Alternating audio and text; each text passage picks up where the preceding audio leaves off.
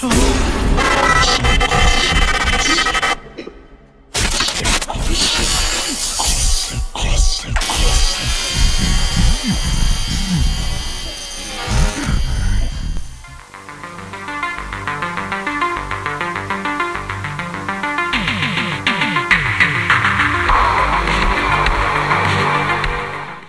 are talking Evil Tapes, written and directed by Alexander Henderson. And this is a found footage anthology movie. So a variety of found footage, little shorts, vignettes almost. So there you go. So let's talk about this movie. Now, found footage is a great way to get a movie made for a relatively kind of low cost, and you have that kind of, you know, that feeling of being kind of immersed in this kind of world as if it's almost real. Does this movie succeed? Well, partially. I think one of the main kind of comments you might see from found footage films are almost like, oh, there's lots of kind of like preamble with the variety of characters and stuff, and then you get kind of 5-10 minutes worth of kind of, you know, horror elements, action elements, kind of more overt kind of things happening on screen right at the end. This movie takes a different approach. It's almost having like those kind of like jump scary horror moments, but without anything else. So this is like a slight change to the kind of the normal status quo of found footage films. So it really just feels like lots of ends of movies rather than kind of, you know, a story in itself. Now this means you get a lot on screen. Considering the runtime, which is just over an hour, and if you compare this to, you know, other found footage movies, yeah, you get quite a lot of kind of like horror things on screen compared to many other found footage genres. So there is that, and I have to say, you know, taking scenes at a time, so to speak, yeah, there are some sequences of what I think are, you know, somewhat kind of affecting. You know, quite creepy. It doesn't quite have the same impact because you have no build up to it. But yeah, taken as a kind of a, you know, a scene in itself, I think there's as good as kind of a lot of the kind of the found footage movies that you've seen. So there is that. I mean, the film has got a somewhat of a theme. All of the films more or less kind of follow a videographer who is being paid to document something weird. And the majority of these kind of stories involve a woman in a kind of house acting weird or supernatural, all apart from two of them. That's pretty much the bulk of the film, to be honest. And, you know, there are a couple of, you know, I say sequences, what I do feel moderately kind of effective. The two kind of shorts that don't involve you know, a woman in white in the house are about this kind of one's about like this siren head, which is apparently like some sort of creepypasta. That's like this is about a woman in the woods, and then the second one's about a woman in the woods but with a clown this time. So, you know. There is a couple of, you know, a little bit of creepy imagery here and there, a couple of kind of good jump scares. You know, they're filmed in a reasonable way considering it's, you know, obviously a found footage movie.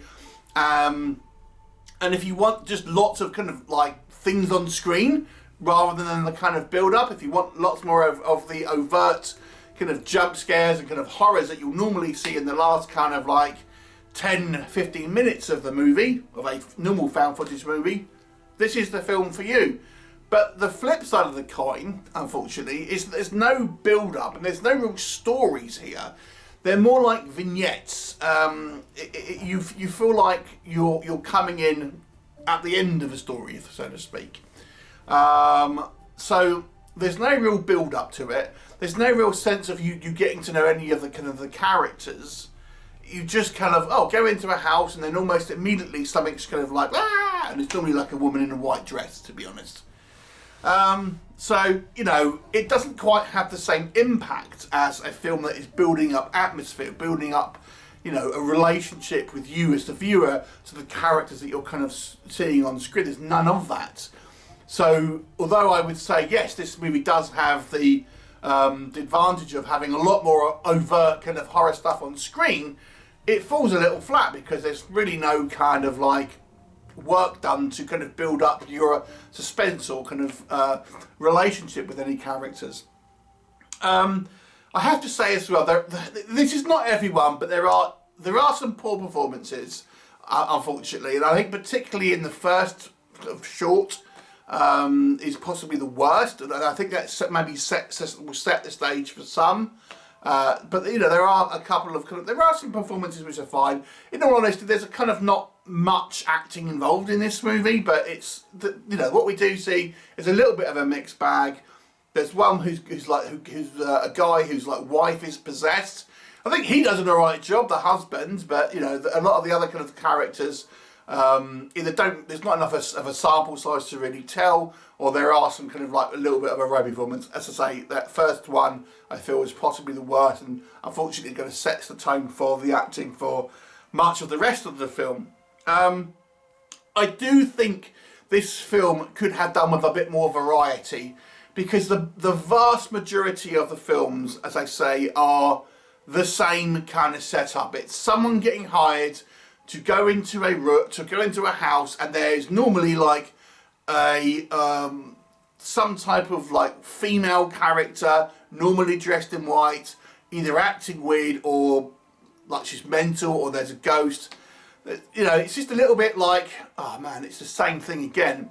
There's one bizarre story which I wasn't quite sure what I thought about it, where we have a kind of haunted e-fits, which is like a, you know, the photo e-fits that you would get from the police, where they kind of like you know, do a photo fit to kind of look what a suspect is, and there's a haunted version of that, which I found was odd, but kind of original in some way, if I'm honest. So it's a very simple film. You know, there's not much to this.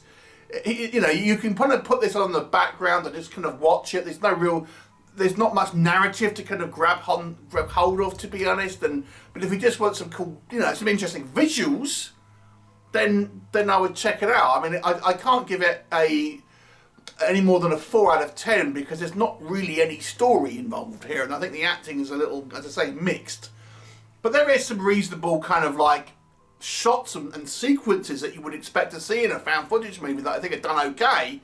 They're just lacking in variety and also kind of like atmosphere and story. So it's a 4 out of 10. Have you seen it? What did you think of it? Leave me a comment and I'll look forward to seeing you next time. Bye for now.